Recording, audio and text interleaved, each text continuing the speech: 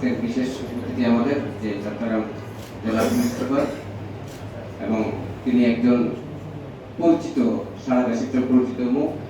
আমরা আসলে জুলাই স্মৃতি কম বেশি সবাই জানি কি ঘটেছিল। আমি ওদিকে যাচ্ছি না।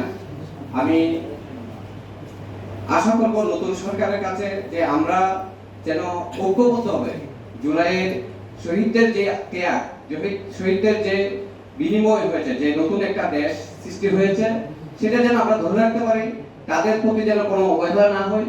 নতুন সরকার গঠন হয়েছে, জুলাইয়ের সেই স্মৃতি ধারণ করে নতুন সরকার এগিয়ে যাবে এবং তাদের পরিবার যেন কোনো অবহেলার শিকার না হয়। আর যারা বিগত 17 বছর এই যে এই ধরনের একটি স্বৈর শাসন কায়েম করেছে, তাদের যেন যথাযথভাবে সর্বোচ্চ শাস্তি যেন হয়।